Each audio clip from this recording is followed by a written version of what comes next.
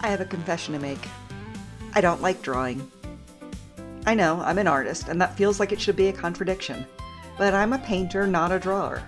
Drawing practice is, for me, like practicing the alphabet when what you want to do is write novels. I know I need it. I know it fills a skill gap I can feel every time I sit down to paint. I just don't have to enjoy it. This is 7 Things to Draw, April edition. 7 subjects, 1 drawing session. This time, it was a grind. I was in the middle before I hit flow, and then I lost all the footage.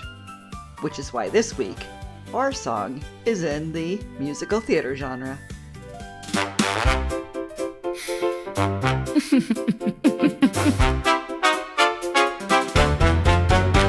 The kettle starts its whisper, there's a judgment in the air. 2 rituals on the counter, and I'm not sure I'm prepared.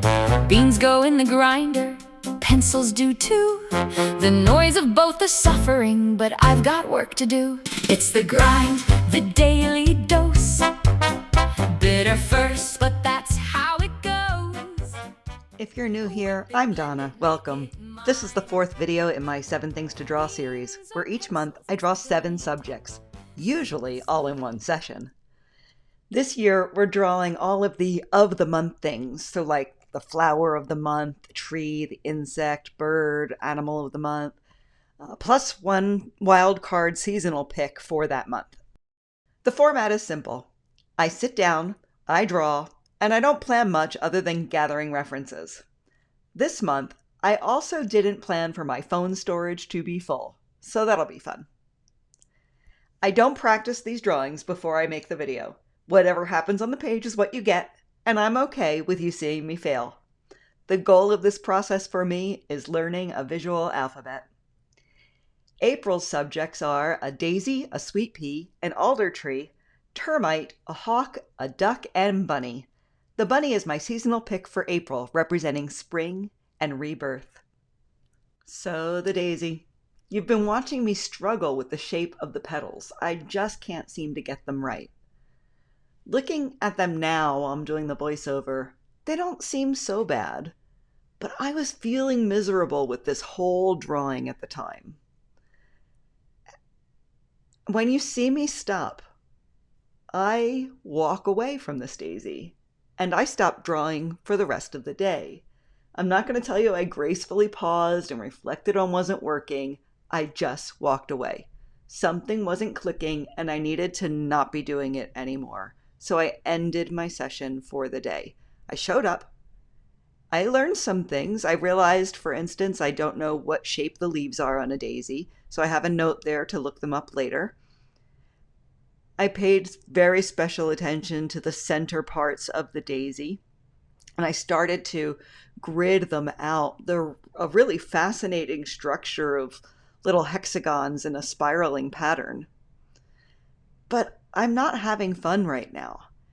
And I had been doing it about a half an hour, which was long enough to decide that it just wasn't going to change for me.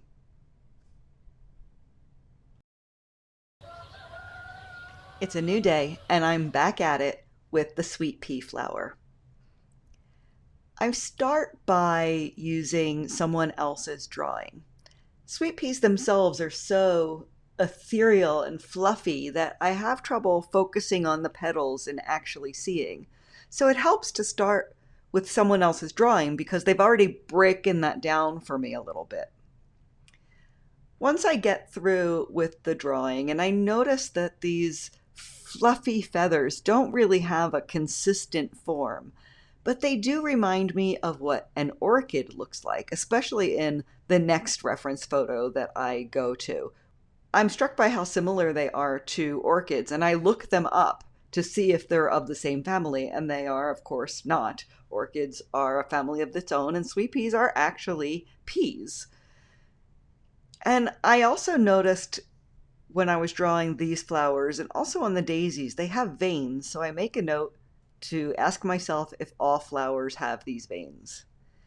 And then finally, I look at this beautiful bouquet of sweet peas, and I desperately want to draw it, but it is so confusing to my eyes with so much fluffiness, and which is the best word I can think of to describe these, and not a real amount of contrast or distinction for my eyes to focus on, I just decided it would be fruitless to even try.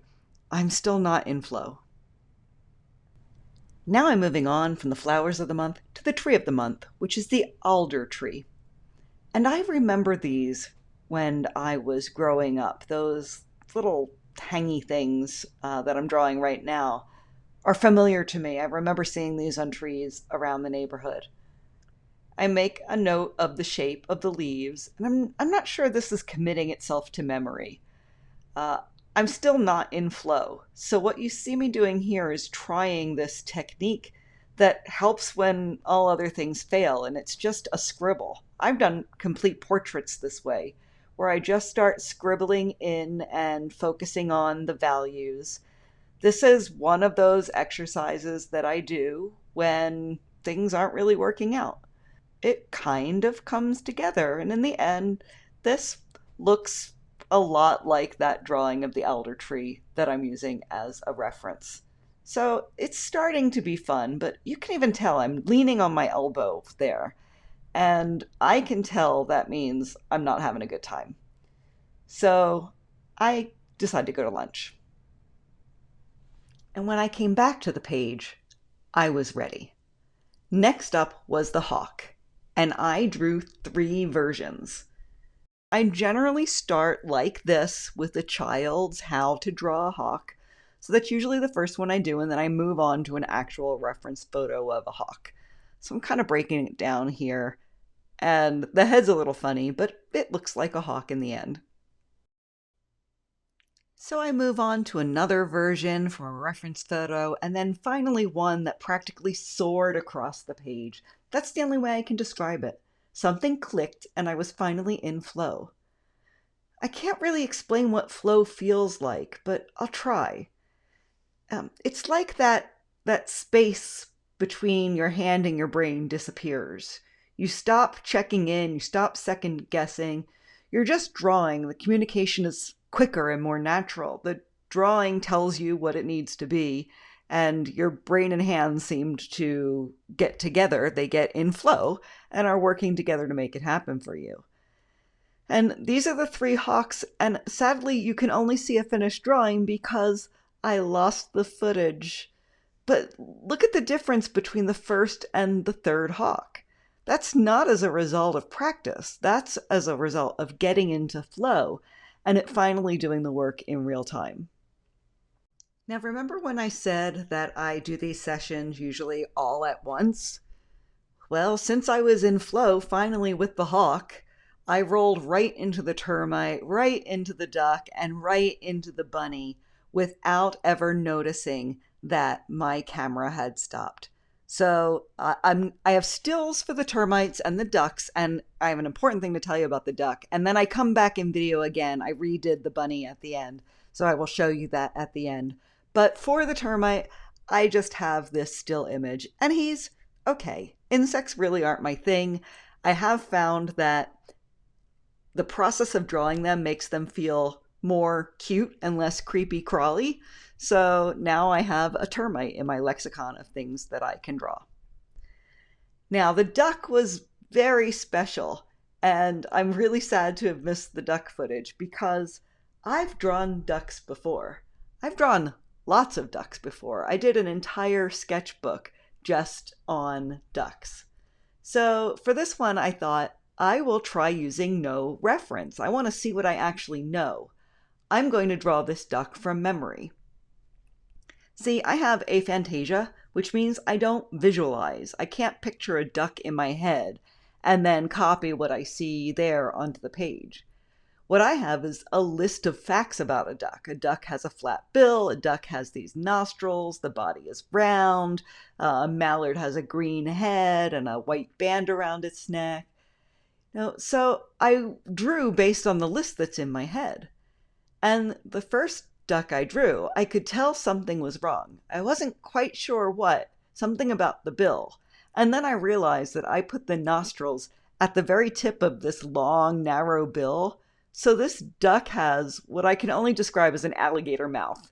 No teeth, but definitely alligator energy is there. And then I decided I wanted to draw this front-facing cartoon personified duck in a button-down shirt. And this is, again, completely from my imagination. Now, I know how to draw the shirt because of all the practice I'm getting on my Monday morning sessions with drawingisfree.org. We do quick portraits, and I've sort of learned how to quickly make that flip of a button-down shirt collar. He is clearly a duck, and he is wearing a shirt, and I'm genuinely having fun right now. And I'm proud that I could do two ducks that look like ducks, even if one of them is a clearly cartoon duck and the other one looks like an alligator. So I turn the page and I do the bunny, and it's the last drawing, and a few minutes in, I get a text from my husband about what's for dinner. So I pick up my phone to reply, and that's when I find out I've lost all that footage. Storage has been an issue for me lately, and I've been hitting limits everywhere. Google Drive, my computer, my phone. I cleared up this space, but forgot to empty the recently deleted photos from my camera roll, so my storage was full, and the camera just stopped recording. During the hawk, it just stopped. So the other two versions of the hawk, the alligator duck, the cartoon duck, the beginning of the bunny were all gone. I had one job, and I couldn't get that right. I was not going to let this video end on this note. Well, you've probably already heard about the camera storage, and I am continuing to have a ridiculously frustrating week. So what I've decided to do is just take an hour this morning and draw this bunny. And I'm gonna put my music on, try to get in the zone, and just try to give you a decent drawing this month. Let's see how I do. I decided to change everything. A different room, a different desk. I switched from pen and watercolor markers to Conte Crown and tinted charcoal. I put on my affirmation music and made a decision. If I couldn't get back the energy from those hawk drawings, I could at least change my own energy going into this one. This over-the-shoulder camera angle you're seeing right now, that's different from my usual method of filming this too. Everything about this drawing is a deliberate change. And here's what I keep coming back to. The hawks didn't soar until I'd drawn the alder tree and the sweet pea and the daisy I walked away from. That whole first half of the session, I was just grinding. I didn't know what was coming. And I lost the footage of the flow, but I didn't lose what happened. I still drew those hawks, and the breakthrough still happened. The camera stopped, but the practice didn't. And the bunny, the intentional try again, changed everything bunny. In the end, this drawing, making this drawing, is what I'll probably remember most from this session. I'm going to let you watch the rabbit unfold and see if we can turn my energies around this week. This is the first time I have written one of my songs specifically for a video. And this is less affirmation music and more about a bit of this artist's life. I hope you enjoy the grind, and I'll be back for the final reveal in 3 minutes.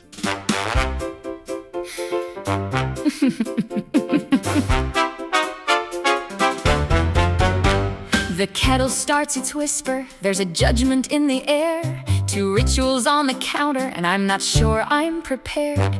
Beans go in the grinder, pencils do too. The noise of both is suffering, but I've got work to do. It's the grind, the daily dose. Bitter first, but that's how it goes. Whip it, blend it, make it mine. Or pencils, it's the grind. Sip it slow or gulp it down. Somewhere in this mess I'm found. Caffeinate or redesign. Either way, it's the grind. They say it's an acquired taste, you learn to love it slow. First sip kinda bitter, first sketch kinda no. But everyone who's good at this just nods like yeah, of course, as if they turned frustration into a daily force. It's the grind, the daily dose. Bitter first, but that's how it goes. Whip it, blend it, make it mine. Beans or pencils, it's the grind. Sip it slow or gulp it down. Somewhere in this mess I'm found. Caffeinate or redesign. Either way, it's the grind. I brew a little courage while the coffee starts to drip. I sketch a crooked ellipse and pretend it's just a blip. Practice on the table, circles, lines repeat. One cup for my patience, another for defeat. It's the grind, the daily dose. Bitter first, but that's how it goes. Whip it, blend it, make it mine. Beans or pencils, it's the grind. Sip it slow or gulp it down. Somewhere in this mess I'm found. Caffeinate or redesign. Either way, it's the grind. Maybe I'm a latte person, maybe I need foam. Maybe I'm a painter straying far from home. Maybe if I add some sugar, I'll enjoy the taste. Maybe if I skip today, nope, that's a waste. Baristas don't get better by refusing to brew, and artists don't get better drawing only what they knew. It's the grind, stain and smear, every awkward mark is here. Steam is rising, but not the doubt. Funny how it all works out. Cup by cup and line by line, something's brewing every time. Might not love it, but that's fine. I'll try it black, it's the grind. Tomorrow morning, same routine. Maybe I'll have tea. I am having so much fun writing these lyrics, and thanks to my AI partners for helping me with the music and the vocals. I will put this song in this week's newsletter, which is called Upside Down April. It's the full story of what this week actually looked like. If you want to know why April feels upside down right now, and I mean that more literally than you'd expect, you can find that link in the description. I'm Donna Fox, and I'm transitioning from hobbyist to professional artist, sharing every step here on YouTube. Thanks for watching. YouTube thinks this is the part of my journey you'll be most interested in next. It's the grind. Tomorrow morning, same routine. Maybe I'll have tea.